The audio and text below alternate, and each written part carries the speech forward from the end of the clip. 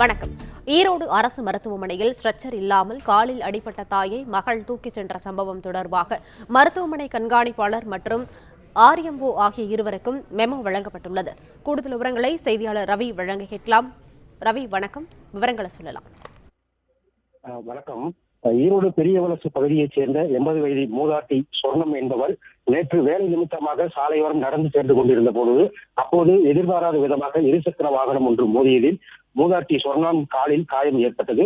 இதனையடுத்து மூதாட்டி சொர்ணத்தை மீட்ட அவரது மகள் வளர்மதி ஆட்டோ மூலம் ஈரோடு அரசு தலைமை மருத்துவமனைக்கு சிகிச்சைக்காக அழைத்து வந்தார்.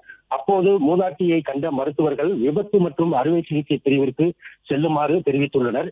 பின்னர் சம்பந்தப்பட்ட பிரிவிற்கு மூதாட்டியை அழைத்துச் செல்வதற்காக ஸ்ட்ரெச்சர் அல்லது வீல் சேர் தருமாறு கேட்டபொழுது மருத்துவர்கள் மற்றும் ஊழியர்கள் அவர்களை அலைக்கழித்ததாக கூறப்படுகிறது.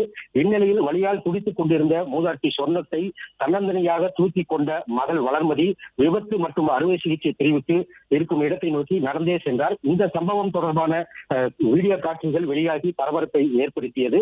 இந்நிலையில் ஈரோடு அரசு மருத்துவமனையில் ஸ்ட்ரெச்சர் இல்லாமல் காலில் அடிபட்ட தாயை மகளை தூக்கி கொண்டு சென்ற சம்பவம் தொடர்பாக அரசு மருத்துவமனை சுகாதாரத்துறை இணை இயக்குனர் அம்பிகா சண்முகம் விளக்கம் தெரிவித்திருக்கிறார். நேற்று தான் விடுமுறையில் இருந்ததாகவும் மற்றும் அரசு மருத்துவமனையில் கொலை செய்யப்பட்ட சம்பவம் தொடர்பாக உறவினர்களின் கூட்டம் அதிகமாக இருந்ததாக காரணத்தால் எதிர்பாராத விதமாக இந்த நிகழ்வு நடந்திருப்பதாகவும் இது குறித்து முறையாக நாளை மறுதினம் மருத்துவமனையில் உரிய விசாரணை நடத்தப் போவதாகவும் மேலும் இது குறித்து விளக்கம் அளிக்க வேண்டும் என மருத்துவமனை சூப்பரண்ட் மற்றும் ஆர்எம்ஓ ஆகியோருக்கு மெமோ வழங்கப்பட்டு இருப்பதாகவும் இதற்கிடையே இந்த சம்பவம் குறித்து இருவரும் கொடுத்த விளக்கத்தை மாவட்ட ஆட்சியருக்கு அனுப்பியுள்ளதாகவும் தகவல் தெரிவித்திருக்கிறார்.